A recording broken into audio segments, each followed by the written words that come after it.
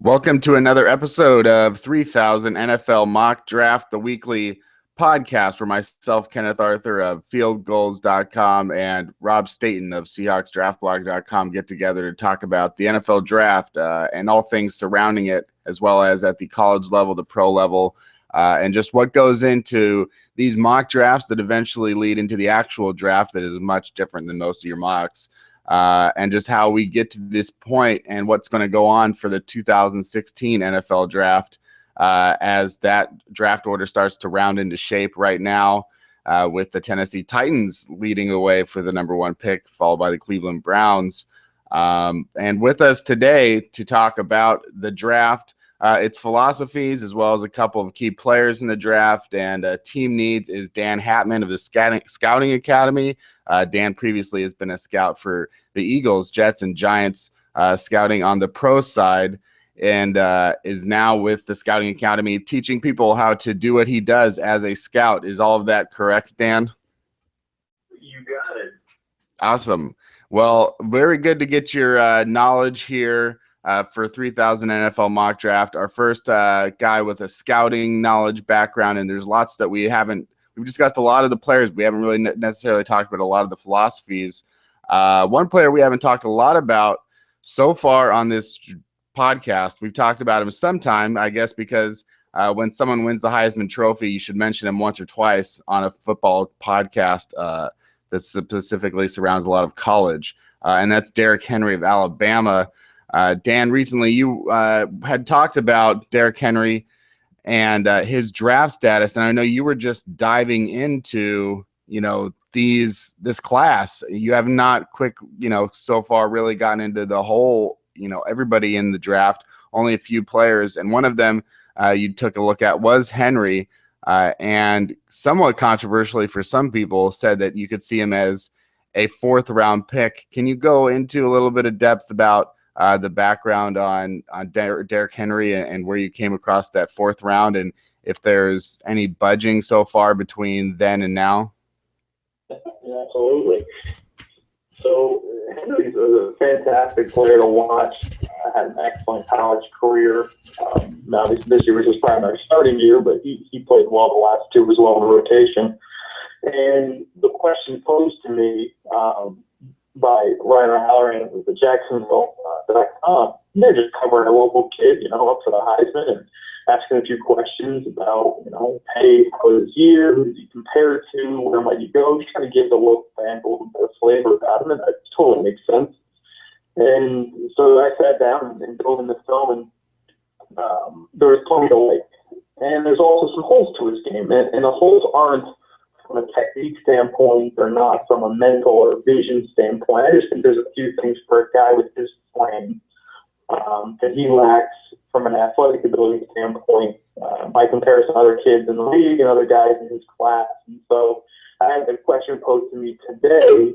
There seemed to be I think it was the Zeta Garrett Blunt type role. My response was, he doesn't need a role. That's not the issue with a player like Henry. Henry can play in all three downs. Personally, I think there are schemes and run plays that he will execute better than others. And so at Alabama, it was a lot of inside zone, the power series, counter series, stuff like that. And he knew how to be patient, how to hit with hold to, when to tempo his acceleration, when to really hit it full speed. You liked all those things about him. But my fourth round evaluation was simply the question of where did you see him get drafted? And so without understanding every player on the board, which is certainly a factor in evaluation, the other thing that comes to mind are how teams are using players. Where the league is at on backs like Henry. How many guys like him are in the league? Where did they go? Those things come up when you value players. And then at the end of the day, a little bit of each evaluator's intrinsic value system. If I was a GM, where would I take a guy like that? So it's part of the game when you're in a question like that. And I'm just not someone who values that position highly these days. The supply-demand curve doesn't mandate it. You don't have to take running backs in the first two rounds to find successful, productive starters. Now, if you want to go get Todd Gurley or Adrian Peterson or someone of that caliber, absolutely, you're going to have to go up and spend first-round draft capital. But plenty of teams have been successful. And I'm watching Seattle this year plug Thomas Rawls in and be just as effective when he was healthy. And so I said somewhere between pick 100 and pick 150 would be a range I could be comfortable with. Taking a kid like Henry, and clearly that puts him in the fourth round crosshairs, which is where I caught the slack. And you know what, I get that. I get someone that had a great college career, just won the Heisman. Not exactly a popular opinion to say it might not be a first or second round pick. And clearly the NFL might come higher than that. A kid like Matt Jones got drafted in the third round, I believe, last year out of Florida. He was a backup. And Henry, I believe, is a better player than he is. So from a league valuation standpoint, this is someone who might go between pick 50 and pick 100. So I guess my deflation of him is on my own bias. Dan, does it frustrate you a little bit, though, that you've sort of been asked a question about a prospect and you've just given sort of an honest opinion?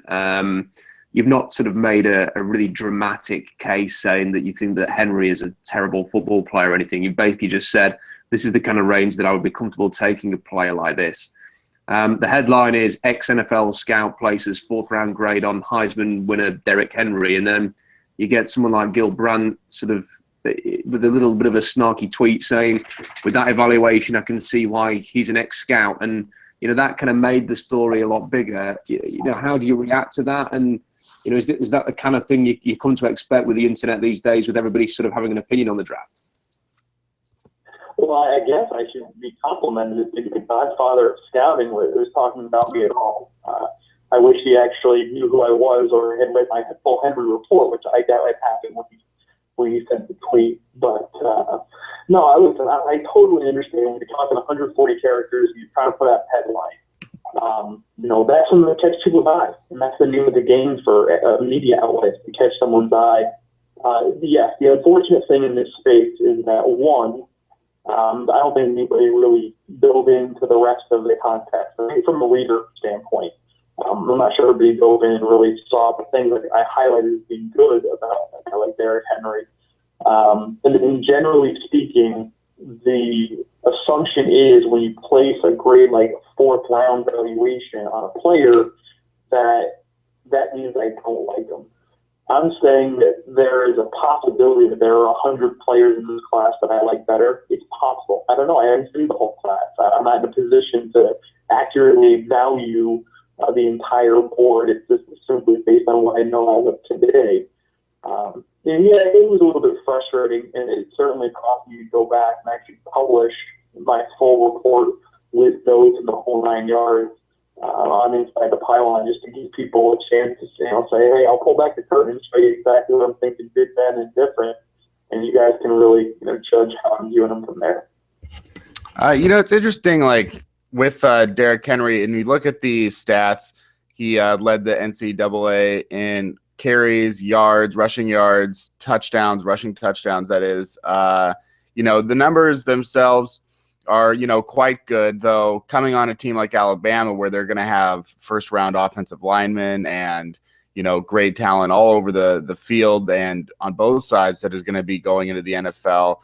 Sometimes people compare his numbers to some of the running backs of the past few years that did not get any Heisman hype really at the same level that a Henry gets. And he's also an odd shape, at 6'3" for a running back. But as a scout, do you think that there's any sort of hesitation on taking a player that after, 2 more bowl games could be getting close to 400 carries at such a young age? Does it matter to you? Do you think that he could get 400 carries at this stage in his career, or do you think that he's so young that it doesn't really matter? I think all those things get considered. This is the difficult part of the process, and I probably get my slap a bit too much about this, but I think there's truly a difference between evaluating a player and their abilities, and then valuing that individual as it pertains to what they might give a team in the future. And when you go to value somebody, put the round grade on and say, hey, this is as high as I would want to go to acquire this individual. you want to look at everything, right? You want to look at every bit of information from their personal character to the football character to what you can see on the film, the medical, the whole nine yards. You want to try to capture everything. You try to eliminate players that are going to present the biggest risk for the the lowest reward. And when you go to look at Henry, the Alabama track record over the last 10 years of position, I might even be less than that, it might only be 7 years, and his carries are certainly going to come into the discussion.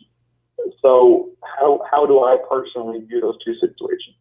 Well, the carries predominantly came this year, his junior year, freshman and sophomore.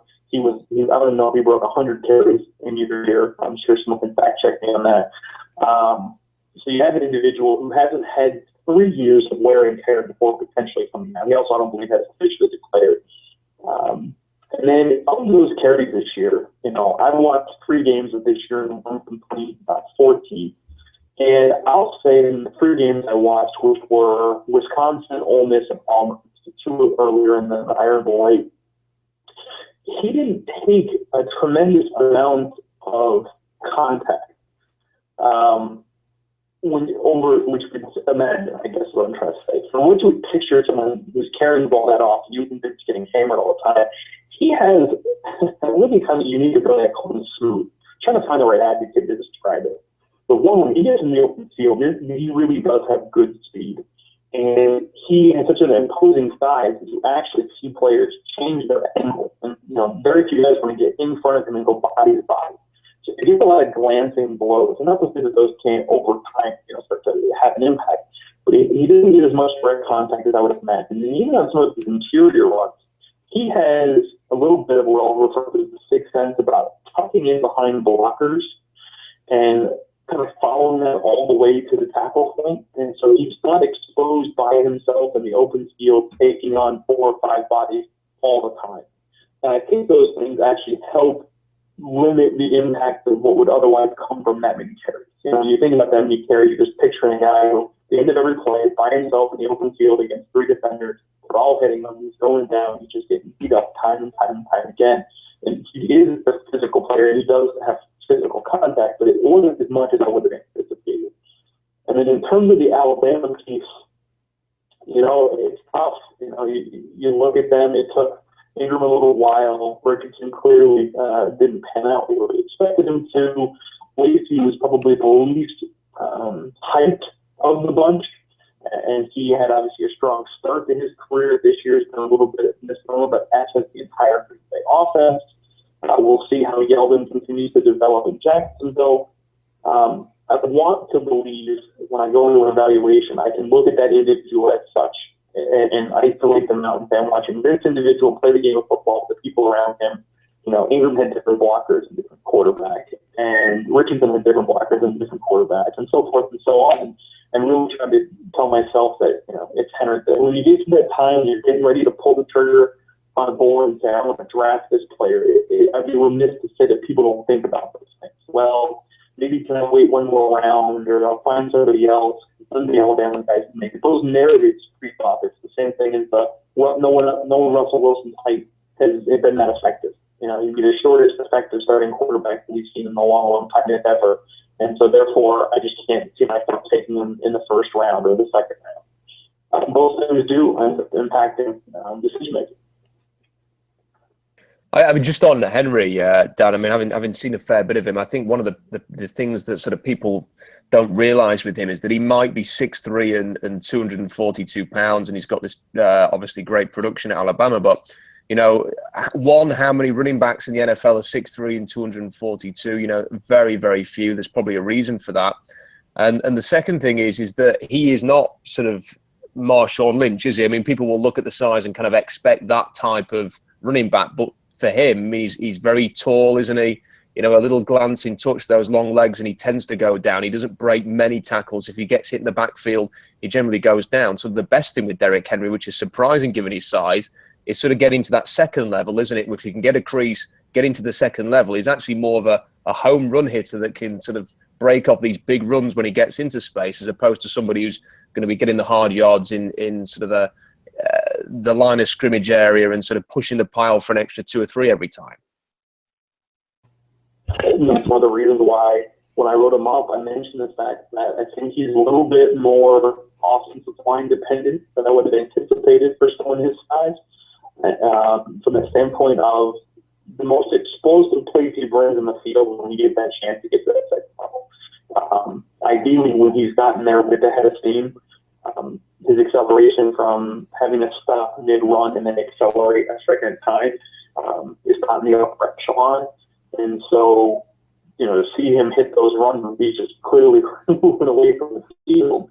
A lot of them come with obviously excellent design, timing of the play call, and then blocking to get him into those positions. And so, if you want to put him back in the situations, you need to replicate what he's doing at Alabama. These are not situations he's creating on himself that he gets to the second level consistently. So, yeah, it's kind of a unique situation with that. In terms of the league, I think one of the things that I'll say, kind of a devil's advocate, is that there just aren't many guys that are 6'3", 240 who could play running back in general in the NFL. It's like trying to find 6'6", 260-pound pass rusher, Jason Pierre-Paul type players. So not exactly well on trees either. And so the league has become accustomed to now we're okay with guys between 5'8", 5'11", and 225 pounds playing running back. The days of getting Eddie George is just not what we see anymore. And so there's a little bit of that element going on here in terms of not many guys in the league his size. And again, if he can't play NFL couple running back position, it's just simply where would he be a best fit? And then that's the team I think should value him highly. And you're trying to generically apply him to 32 teams, ignores how each of them, conduct their business a little bit. And so, yeah, it'll be one of many intriguing conversations about a player that doesn't match up in every single system. And therefore, the term I use is scheme dependent, and which is the vast majority of NFL starters are scheme dependent. They're good for one or maybe a half dozen, maybe a dozen teams, but they're not all good for all 32. Then you really have to dive in and identify what makes this player tick. What can I extract out of him? What situation do I need to have in my facility in order to replicate the performance that he had at the college level? We just don't find too many Calvin Johnsons and J.J. Watt types laying around the college team that are plug and play for 32 organizations. Switching gears a little bit here, Dan, I'm kind of curious with the NFL season, coming down to the 2 more games left, playoffs around the corner, what you've been watching this year in terms of, maybe what teams you've been watching closely and sort of what you expect to see when the playoffs come around in January. Yeah, it's been fascinating to see, a little bit of ebb and flow. I think the last month really solidified the playoff contenders. But there's now this rush for the last couple playoff spots in each conference, and then which team are you most interested in seeing in the playoffs? And it's hard for me to either disagree with people that I've heard say this, or just my own eyeballs when watching it. But a team like Seattle, a team like Pittsburgh, right now with the way things are ramping up and how they're hitting their stride. I was fortunate enough that my first full year in the NFL was the Giants' Super Bowl championship against the, at that time, undefeated Patriots. We won more games on the road than we did at home. We just happened to hit our stride the last month of the season, and then through the playoffs, obviously leading to that game in Arizona. So I've seen a team, hit at the right time. I guess the best way to put it. And you got a couple teams right now who are hitting it at the right time. And so I would not want to be playing Seattle at Pittsburgh in the playoffs. So are they absolutely my watch? For the Super Bowl, no. I think Arizona's a very good team. I'm a little bit afraid of what happens in New England if they continue to get some players healthy. They were a machine early in the season. But like I said, the last few weeks, the two that caught my eye were Seattle and Pittsburgh. And what are your thoughts there on the Carolina Panthers at 14-0? Do you expect them to, finish the season undefeated all the way? I mean, obviously you've just said that maybe you don't necessarily expect the Panthers to go 19-0, but what are your thoughts as far as, because there's a disagreement perhaps between whether or not, they're 14-0, but are they a top 5 team? Without absolutely knowing the last 2 games of their schedule, I want to say that they're both division. I think it might be a mixture of Atlanta and Atlanta and Tampa Bay. Either way, if they are 2 division games left, it's hard for me to think that any of the division teams are going to stop them at this point.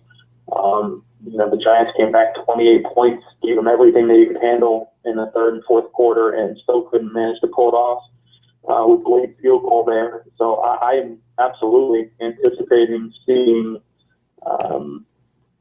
Carolina go undefeated in the regular season, and then you just have a situation where by the divisional round, I would assume that they're going to have to face an Arizona or a Seattle, and then we'll see what happens with Green Bay if they didn't hit their stride. They haven't quite scared anybody this year, and clearly it hasn't been as we all would have expected. I'm rooting for Carolina. Dave Gettleman gave my first job, so more power to them. Go get them, guys. We'll see. I think they're just going to have an excellent 3 or 4 teams there pushing for the NFC bid. Yeah, and then what about on the other side of the spectrum? Because we're talking about the draft and we're talking about the NFL. The Titans and Browns right now look to be at the top. Plus, you've got a handful of teams that we never see picking in this position. The Ravens, they haven't been in this position in almost 15 years to be picking in the top 3 or 5. You've got the Dallas Cowboys, obviously, because of Tony Romo's injury, currently slated to pick 5th. The Chargers, not very many teams with a great quarterback like Phillip Rivers end up in the top 5, but they're there. The falling apart of the 49ers right now. If you're the Titans and you're looking at what the Titans have done, they just placed Marcus Mariota on IR, who they just obviously picked 2nd overall last year. They've got a good left tackle in Taylor Lewan. But there's a lot of other things going on. If you're the Titans and you've got the number 1 pick, and can you sort of, I guess, also sort of what the feeling is for a team when they've got the number 1 pick, if there's extra pressure there to do something right, and what do you see? Yeah.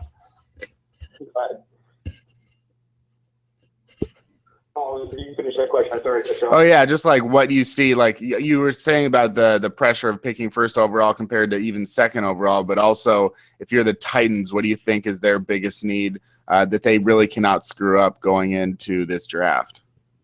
I think that when you're picking top 5, there's a different pressure than other places. Picking number 1 overall. Clearly it means from the season before you had the worst season, so you're clearly not in great shape that way. Unfortunately, picking top 5 usually comes with some kind of new GM or head coach mix, so your decision-making group is also different. So we might see between the end of this month, or I guess it'll be technically the beginning of January, and the end of January, who is making the decisions coming for all these organizations picking in the top 5. For some of them, like you mentioned Baltimore, you mentioned Dallas, the decision makers will be the same. I wouldn't even anticipate the coaches being the same. So for them, it's simply, okay, here's our philosophy, here's our board. We take best player available or what have you in terms of our value. As he's already made a coach move, I kind of anticipate that continuing a new coach to be hired. Cleveland, there's been not just rumors, but full-on grumbling that they might do an entire house clean again. So for an organization like that, it's so hard to project at this point because we don't always make the decisions on the philosophy they have as to offensive and defensive football. So I'll just focus on to answer that question. Picking number 1 overall already wins on your franchise quarterback, really high draft capital. So clearly that takes them out of the mix there. I guess there'd be an argument to double down if you felt like there was a guy to take there, and then you have a trade piece that could be unique. More often than not, you would just trade out a 2 spot to acquire other assets right there at the draft time. Number 1 is the more than likely, with the board shaping up, I think from everybody that you're talking to at this stage in the process, listening to get that covered, sounds like the Bosa kid from Ohio State and a Tunsil tackle from Ole Miss are all very high on everybody's board. And so, assuming those are the top two guys, what do you do with your Tennessee? Then you come down to, well, what do you have on your roster? Are they rated the same? Is one clearly above the other in terms of two prospects? But generally speaking, I like to go back to something that Ernie Corsi taught me my first week on the job with New York. And he said, you got to go get a quarterback, you got to go get a left tackle, and then as many pass rushers as you can find. That's something that you'll see in Carolina and you'll see in New York under Jerry Reese to this day. So you go to Tennessee, all right, you have the quarterback. Well, they just drafted one they feel pretty good about. Okay, good, check. You have the left tackle. You do, but I think that comment about finding the left tackle was more about protecting the quarterback, right?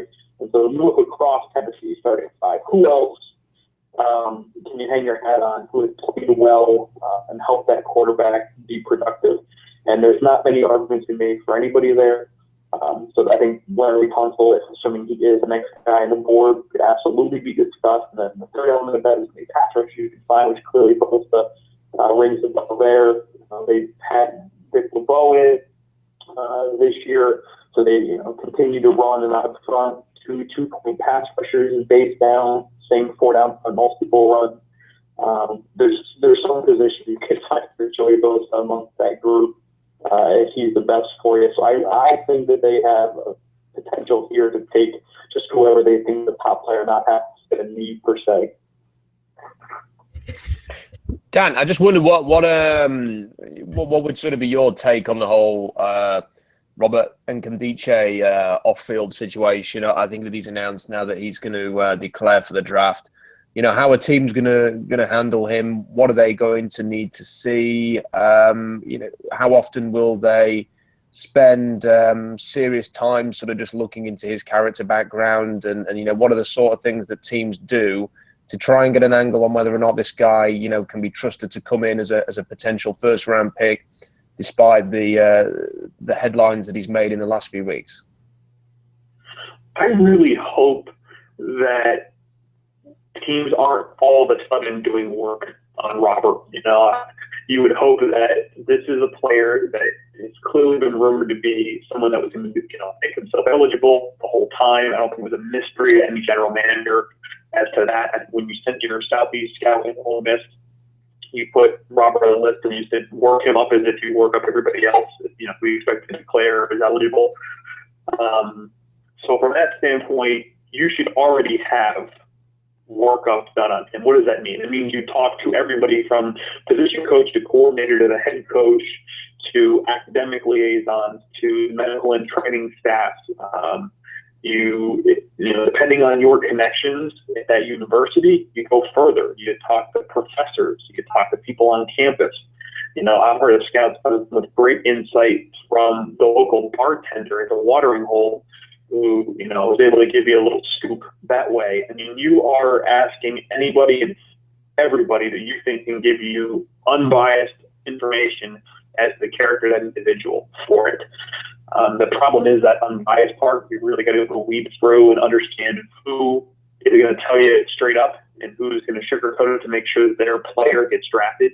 You have to remember that college coaches are not incentivized to help teams identify bad apples. They're incentivized to get their guys drafted as high as possible. If you've ever seen a college coach's resume, they'll typically have a section for players that they've coached and what they've done in either the draft or in the pros. So you got to work through that. Coming back to Robert and what does it do to him? All right. First off, marijuana use across the National Football League is not a small percentage. It's not something that most guys ignore, stay away from. In fact, it's a day-to-day life for a lot of them. Whether or not they get caught or put in the programs or what have you, so be it. So the fact is he was around using in possession of marijuana for most teams that I was with would not have taken him off the board. Then you need to look at this, is this an individual who is just being young and maybe a little bit of a knucklehead, was obviously under the influence of some substances and screwed up and fell out of a window, or was this something that he does frequently, not falling out of a window, but getting himself into physically negative situations while he's high or drunk? You got to work through all of it, and you really got to try to, as best you can, figure out what is going on with the player, and that's not easy, right? Because it's not like you can pop on the phone. It's not like you can look at a stat. It's not like you can run, an algorithm to punch out whether or not this guy's got it. Some teams will use different value-based personality assessments. If you ever had to take one of those 500 question fill in the bubble things where they ask you 17 different ways, if you don't drink today, do you feel bad, kind of things. Just to kind of see where your value systems lie. But unfortunately, with human beings, value systems and personality is adaptable. They change. If this was a few years ago, Hatman Jones would have been on that list of guys that you wouldn't want to touch the 10-foot pole. And now he's pretty much just Adam Jones. And from what we see, he's just become kind of a football player, and a good one at that, in Cincinnati. And we don't hear about the offense. So they're hiding it better, he's not doing it. I'm not quite sure. But, when you're trying to see through on this stuff and study human beings as human beings, you got to trust other human beings, I guess, to give you that insight. Dan, just one other thing that I want to ask you, I'm kind of curious about, because, when you were with the Giants in 2007, in the beginning, there was definitely, at that point, Pete Carroll was still in college football. And then Pete Carroll comes in 3 years later, and then his system that he's implementing doesn't even work until 2 years later. So now we're, a full, 5-6 years after your first season. And I'm kind of curious because Pete Carroll's system involved, taking Earl Thomas, who a lot of people didn't know about, and that, he was being touted by Carroll, as being a great game-changing safety, and Cam Chancellor, who didn't have a position, and Richard Sherman, who was too tall and played wide receiver. And I'm kind of curious, over the last 10 years and since the advent of the Seahawks' success under Pete Carroll with these unusually sized and gifted secondary players, has the way that you evaluate cornerbacks and safeties changed a lot over that period of time? Or is it, well, that's his thing and he can do it his way, but everyone else is going to still stick it to the normal way we've been doing it for so long before he came around? A couple questions in that one. And let me start with, has it changed the way I evaluate? I guess the simple answer would be no. It doesn't change the way I evaluate. If I was working for someone who valued that, the size and the length, the physical toughness and the proactive, aggressive hand use in the first 5 yards and things of that nature, clearly I make sure to identify those traits on film if the player had it or not. But in terms of the system and what has it done to the league, I think it's made everybody pay attention to the length of corners. I think, when the studies come out and say an extra inch of arm length can make up for, I think it's 0.2 of a second and 40 times, or 200, apologies here. I think it's 1/10 of a second or 40 times. And the concept there being that the extra reach will reduce that distance that they otherwise might lose at a foot race. And people in the league pick up on those things and study them and try to see if they apply. To me, the piece is Earl. I think Cam certainly proved his value in the system again this year at the beginning, but I think the game changer to me is Earl Thomas and how he can make your corners right, how you can allow them to feel confident and comfortable in what they're doing, because you've got a guy back there that can change things. I would be hard pressed to believe that everything would run that smoothly without him. That would be intriguing to me. I would have a hard time believing it. So I think that clearly when you're looking at the Jacksonville and you're looking at the Atlantas of the world that know that model intimately, are going to certainly value those players higher. You've seen New England go around. They brought in Browner, they brought in Revis. They want to obviously bring in physical guys. New Orleans has teased it. Kansas City has teased it. All of which, using some different elements. I think the tough thing for Seattle is that their build was brilliant. Their build allowed them to find undervalued assets in the secondary and to use them at the highest possible level. And they really only spent one premier resource, that first-round pick on Thomas, to put that together. Cam in the third is a predominant resource. I'm not ignoring that, but I think Earl was the biggest. And then it's fifth and sixth rounders. Some guys who got Canadian undrafted free agents, and we made it work. You know, I say we, as I was there, they made it work, and that was special. And the problem is, as nice as the build was, now the test really begins. As hard as it is to build one and go there once, now the real test begins, because we talked about the coaches that have left. And we're going to see executives leave. And we've clearly seen players get picked up other places. And that drain on resources, whether it be the front office brain drain, or the coaching brain drain, or the player pool drain, it's hard to consistently just keep plugging and playing, because eventually the well goes a little bit dry.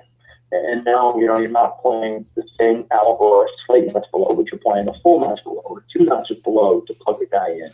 And it really just forces everybody to be excellent. We saw it in New England in the beginning of the 2000s. After their third win, you know, all of a sudden, all the coordinators were gone, the GM was gone, the players were gone. While they were still a quality team, they didn't go back. They didn't win for years until they could put all the pieces back together again. And so I have nothing but respect for what they've done, and I'm very intrigued as to how they continue to build to keep themselves in a good position. Yep, absolutely. And Dan, I want to thank you again for coming on and talking to us about Henry and scouting, and of course the Seahawks. No problem at all, guys. Thanks for having me. Thank you. Thanks, Dan. Yep, that's Dan Hatman at the Scouting Academy, at Dan_Hatman on Twitter, and then check out the Scouting Academy for more information on how to get involved with that. Thanks again, Dan. No problem, guys. All right, that was Dan Hatman. Rob, any surprises or interesting things that you learned via that conversation? It's very interesting to hear what Dan has to say about Derrick Henry, and for the most part, just because of it's a very sort of modern sort of story that developed with sort of his remarks about Derrick Henry. A guy's asked his opinion about a player. It is not, well, the guy's a top 10 pick or a first round pick, and then people have make a story out of it, and before people are critiquing or criticizing an opinion, and this kind of thing happens all the time. Now, I don't think that Derrick Henry, I think he'll go much earlier than I think Dan is currently projecting or suggested, in that sort of 100 to 150 range. I think he's going to go in round 2 probably, although it's still very early.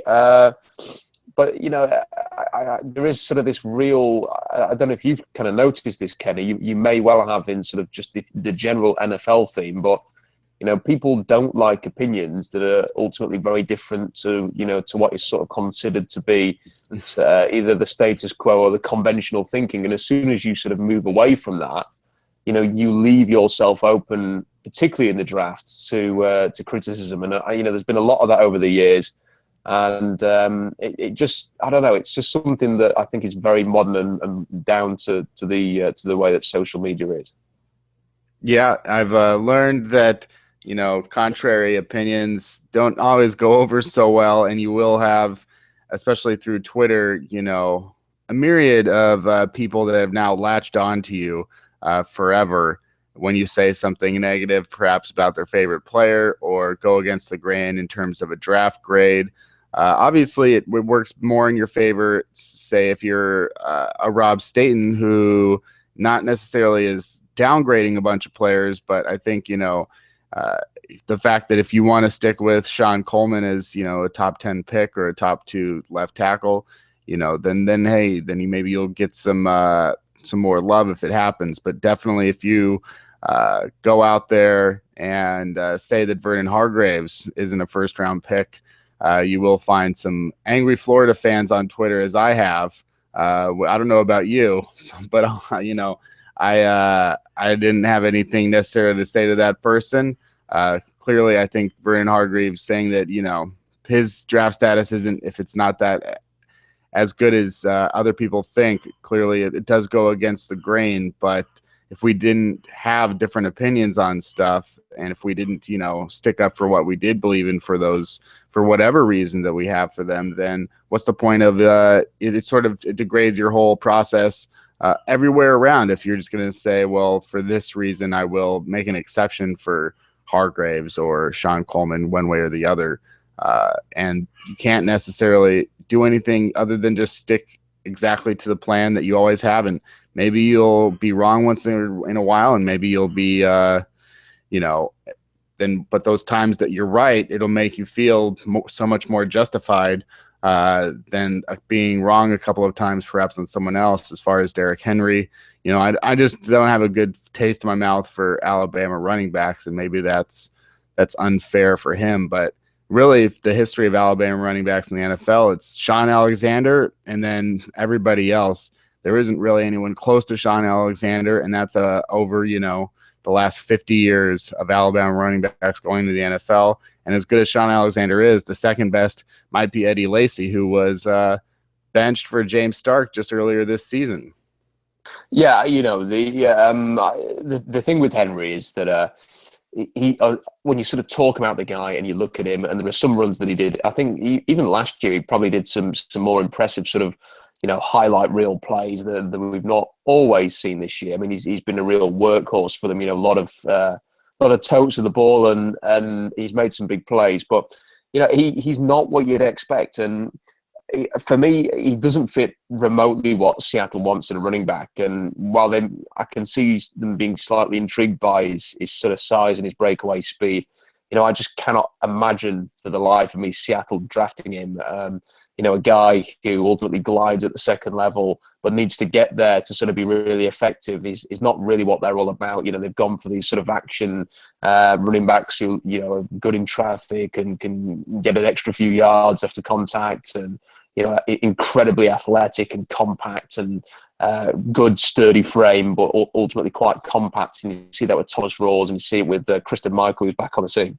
So, someone like Derrick Henry, to me, doesn't look like a Seahawks pick. He is more, I would say, of the Sean Alexander ilk than the Marshawn Lynch, Thomas Rawls style of runner. But we've said it a few times, I think, on this podcast, Kenny, that he would be a good fit for someone like the Dallas Cowboys and their scheme. If they were looking for somebody who could replace DeMarco Murray and sort of give that offense a bit of a jolt, I could easily see Dallas showing real interest in Derrick Henry, and the fact that they're picking early in each round because they're going to be picking in the top 10 straight up because they've had a terrible season, will give them a chance. I would think it's very likely that they could sort of consider taking Derrick Henry right at the start of round 2. I mean, I think any running back definitely will be stoked to get drafted by the Dallas Cowboys next year. It should be a good situation. Speaking of the NFL, we haven't had a chance really to talk, me and you, about the Seattle Seahawks. They clinched the playoffs at 9-5 after their win over the Cleveland Browns. And I'm kind of curious, what's your grade on Christine Michael? Because we're going to definitely have to rely on him at least one more week. And unless Marshawn Lynch gets back by week 17, it could be Michael and Bryce Brown going up against the Cardinals in that week. And then who knows what happens in the first round of the playoffs. So what did you think of the running backs yesterday? Well, it's funny, isn't it? Because the one thing with Michael is that he's got this fantastic athleticism, and when you're watching him running the ball yesterday, he kind of reminds you of why Seattle spent a second-round pick on him in the first place from Texas A&M. And when you watched him running for A&M, you just saw this guy who had so much potential. The sort of the comments were that as a natural athlete, have we seen a guy like this since Adrian Peterson? Is he a limitless upside? And it just never switched on for him. Technically, he's got all sorts of issues, still carries the ball in his right arm, whatever the situation. He doesn't always read the field very well. I mean, that was the most frustrating thing for me with him, is that there'd be a huge crease on the right-hand side, and then he'll sort of dart and little misdirection or something and go left and run into trouble. And it's that vision and that patience in the backfield that sometimes, gets you the chance to exploit a big hole and make the big gains. And no one will ever doubt Christine Michael's ability to sort of drive through tackles and to be a home run hitter if you can get into space. He's got all of that. It really is sort of that patience, that vision, that technique that has let him down, and the attitude as well. He's not just failed in Seattle. He's failed in Dallas. Nobody else wanted to take a chance on him. He's in the Washington practice squad. Now he's back in Seattle. He's seen comments that he's made, King, and talks. Talk can be cheap sometimes. And it's all well and good him coming out and saying, I'm a changed man. I understand the situation. I thought it was all about me, but now I know it's about the team. Pete Carroll's saying that he's very serious. That's great, but he's got to prove this now. I mean, he has. The next game is a fantastic test for him against St. Louis Rams, who are missing Robert Quinn. Of course, he's on injured reserve, but have still got a very talented defense. Can he run with the same vigor and production that we saw against the Cleveland Browns? That is a big test. But the one bonus is that Seattle have got a really dynamic running back in their backfield again, which they've obviously missed when Rawls went out. And that provides them a bit of an X factor. And while ever Russell Wilson is playing the way that he is, if you've got someone as good as Michael in there, just keeping the balance and keeping teams at least a little bit concerned about who's running the ball, then that is a major, major advantage. Because with the greatest respect to Derek Coleman, it didn't work for him at the weekend. He just looked pretty much like a fullback who was running the football early on, and then he didn't really get many goes after that. Then Bryce Brown did pretty well, but it was evident, wasn't it, that Christian Michael was the better of the three. I mean, let's not forget, you got Christian Michael. He was a second-round pick in 2013. He barely plays in 2013 for a team that wins the Super Bowl. Then he comes back 2014. He barely plays for a team that, again, goes to the Super Bowl. This is a team that played 38 games in 2 years, and he had every opportunity to be a part of that, and he didn't have it, and he didn't take it. And any team that would have been obvious that, if he was an undeniable running back, that they would have happily spelled Marshawn Lynch for some of those games. And then he comes back in 2015. He gets traded and he loses his job to two undrafted free agents, basically, but then also, Fred Jackson, all that kind of stuff. He gets traded. He goes to another team. He gets an opportunity. He gets released. He goes to the Redskins. He gets another opportunity. He gets released. I mean, maybe Christian Michael really is right now looking at this and saying, if I don't play well over the next 3 games, my NFL career is going to be over, because it basically already was over if it wasn't for the fact that, that the Seahawks had 2 devastating injuries to the running backs that forced them to pick up the guy that was just most familiar with the system that they had once, really believed in. So it really is a situation now where if Christian Michael hasn't been a changed man after really realizing and facing the fact that he's not that wanted in the league, then he's never going to change. So this is his opportunity right now. And I would say that if Christian Michael and if everyone runs like they did this weekend, it seems safe to think that they'll be okay, at least headed into, if they get past the first round of the playoffs, they'll be okay, at least up to that point. Though I think if you're going to a Carolina or an Arizona, you'll definitely be much better off with Marshawn Lynch. No signs as far as when he'll be back. Jay Glazer reporting perhaps week 17, that he's working with some MMA trainers to sort of get his confidence back after his first surgery.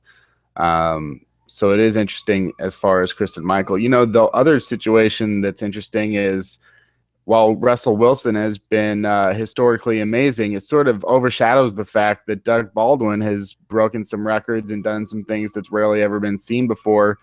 The relationship between those two over the last 4 games has resulted in 10 touchdowns.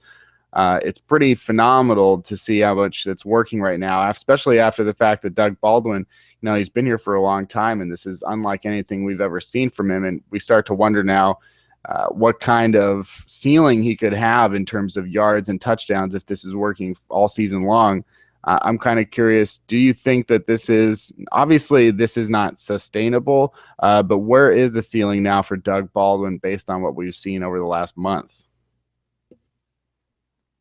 Thought that Charles Davis kind of made a really pertinent point during the broadcast of the game yesterday. I kind of wanted to work out who was the player that Doug Baldwin reminded me of, because there's not really anybody like him out there at the moment. And then he mentioned Steve Smith, and look, he's a very different player to Steve Smith, but the way that he runs, the body shape as he's running, the way that he's got kind of a wide base, and as he runs and he does do that sort of gliding style, and he is quite physical with it. It does remind you, his running style is very, very similar to Steve Smith.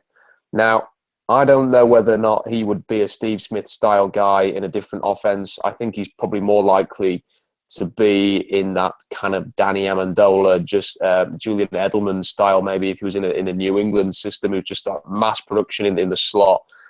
Really difficult to stop in that regard, potential to sort of put up 100 yards every game if he was playing with Tom Brady. But then there's probably countless receivers who could make the same case if they're playing with Brady in New England. I mean, that's a pretty luxurious situation if you're going to be a receiver.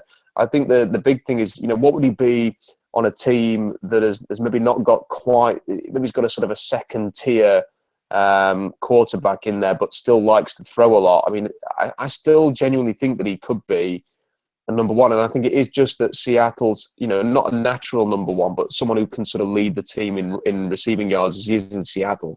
And it's just really that Seattle hasn't ever thrown the ball the way they have in these last 5 games, which has kind of prevented him ever from achieving that aim. And, he's fantastic. His footwork is superb, Kenny. He knows how to get open. He is constantly open during the games. Apart from the bad drop he had in Baltimore, he's pretty sure-handed. He'll go up and make the catches downfield. He's running on the short level to sort of make key third downs. It's just as good as it is, finding a way to get open deep downfield as he did in the NFC Championship game last year, and the most important third down of that game, which eventually sets up on the very next play the Jermaine Kearse touchdown to send Seattle to the Super Bowl. In the Super Bowl, he was open loads of times, and for whatever reason, Russell Wilson just was not seeing him. He's a fantastic, fantastic player. He's out of contract after the 2016 season, so after next season, and I will be absolutely stunned if it's not one of Seattle's big, big priorities in the upcoming off-season to try and get him signed to a new long-term deal. We can sort of start, it's easy to fantasize and imagine the best case scenario, but why not? I think there's never been a situation where the best case scenario really seemed so positive for the Seahawks offense, especially their passing offense. Russell Wilson now is about to be, it seems, on pace for a 4,000-yard passer, 30 touchdowns, all this kind of stuff. And if you look at it next year, when you've got Doug Baldwin, let's say that he can continue to be, say, in that 1,000-yard range with, and then you've got Tyler Lockett. Over his last 5 games, Lockett has caught 25 of 29 targets. Almost 100% on every single target. He's got 5 touchdowns in the last 5 games. 335 yards is good for 1,000 yards pace. Then you add back in Jimmy Graham, perhaps. Then you add back in Paul Richardson, perhaps. Most likely, I could see Jermaine Kearse probably going on and moving on somewhere else. Do you think that this is an offense that, if it's really, they've been putting up 30-plus points every single week, do you think that it's an offense that in the next 2-3 years could resemble something like the Drew Brees Saints? It's a very different offense. I mean, there's no reason why Wilson can't emulate some of what Brees has done, but let's not forget that Drew Brees and Sean Payton, and if there's ever any sort of great example as to how different the two schemes are, it's the way that Jimmy Graham has been used and the difficulty they had in sort of establishing Jimmy Graham. What they did in New Orleans was essentially, let's create a system whereby we get Jimmy Graham open or get him the perfect mismatch, and we'll just throw him the ball. In Seattle, it was kind of like, we want him to be part of our offense, which means a lot of blocking, or it means sort of lining up in this certain situation.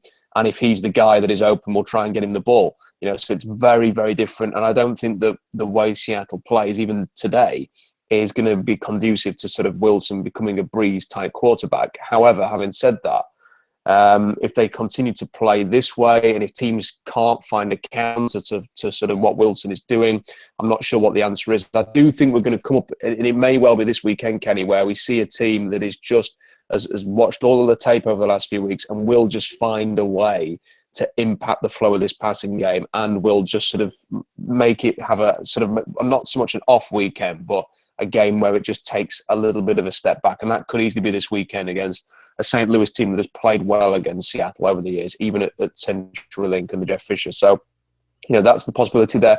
You mentioned the options that they've got at receiver, with Jimmy Graham coming back next year, hopefully, and Paul Richardson, hopefully. I just wonder whether or not, Seattle keeps winning, and the earliest they can pick now in the first round is going to be 21 overall, because they're in the playoffs.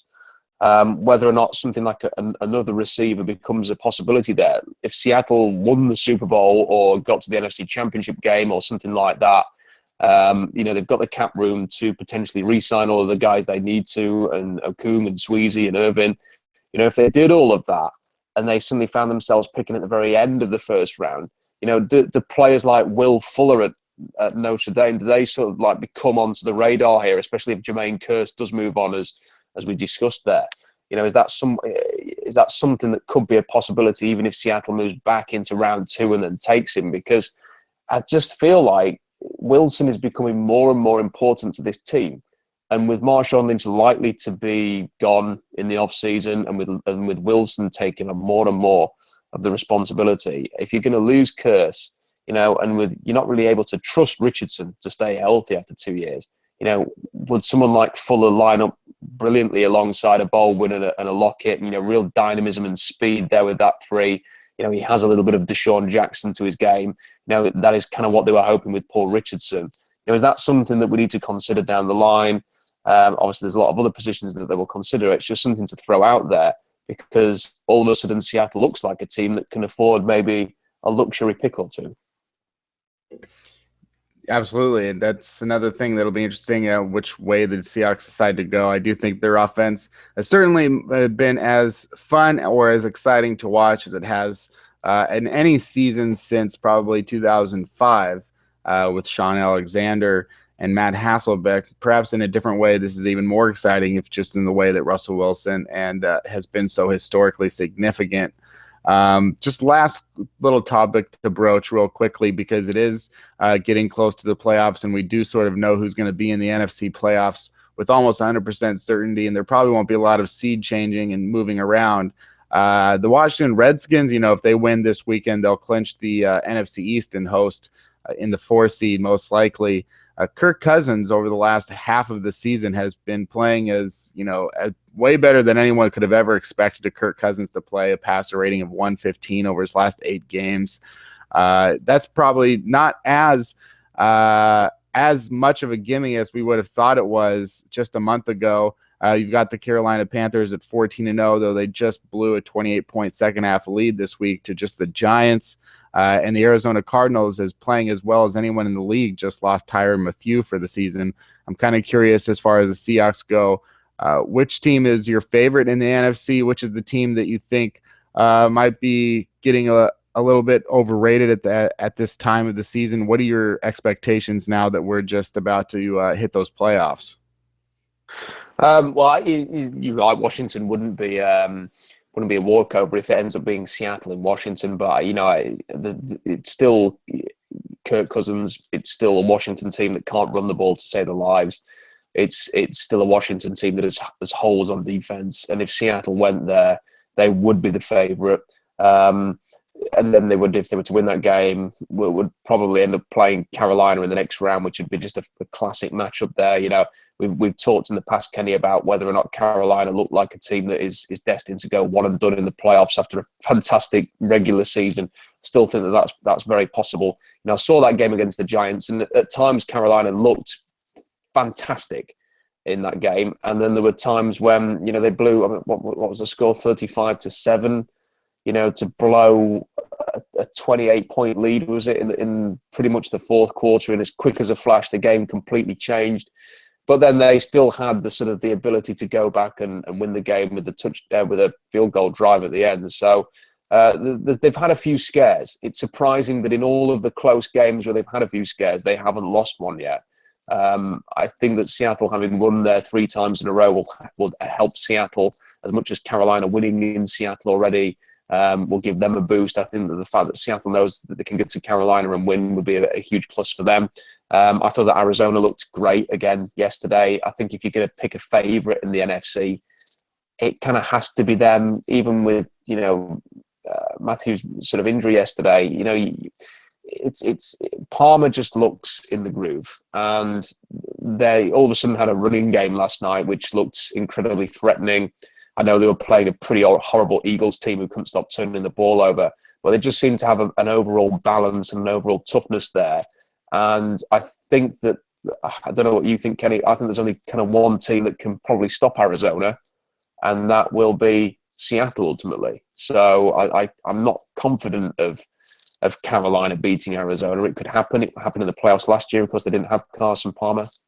But I just think that if there's going to be a team that stops Arizona getting to the Super Bowl, I think ultimately it will be Seattle. And that's not to count out Aaron Rodgers and Green Bay, but Rodgers and Green Bay are going to have to go on the road after their first game. They're going to have to go and win in Arizona and then probably go and win in Carolina. And I just cannot imagine this version of the Packers doing it. You know, they rely solely on Rodgers to get them through, and they haven't looked particularly good for several weeks now. No, they have not. But, yeah, it's going to be an interesting playoff race. I think that once you get into the playoffs, and we know pretty much who's going to be there, there's at least 8 or 9 teams that, you know, there may not be a huge difference in terms of how you would rank their chances right now in terms of getting to the Super Bowl and winning it. It's a very tight-knit top 8 or so. So anything could happen at that point. And the Seahawks, if they win this week against the Rams, I'm not sure if a win alone will lock up the 5 seed, but it should get them pretty much within 99% of locking up that 5 seed. So they just got to beat the Rams at home. And it would be nice to see if Russell Wilson can continue his stretch of games with 3 touchdowns and no interceptions. He already got the NFL record as is at 5.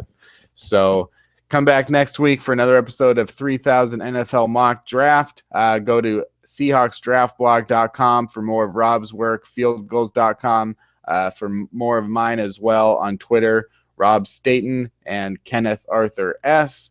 Subscribe on iTunes to 3000 NFL Mock Draft, and we'll keep coming at you. And we'll be back next week to talk eventually about some of these college bowl games. I don't think we've done any of them yet, but it's got to happen at some point. And then we'll talk more about the NFL playoff picture and the draft order, which will be just 1 week away from being set for 2016.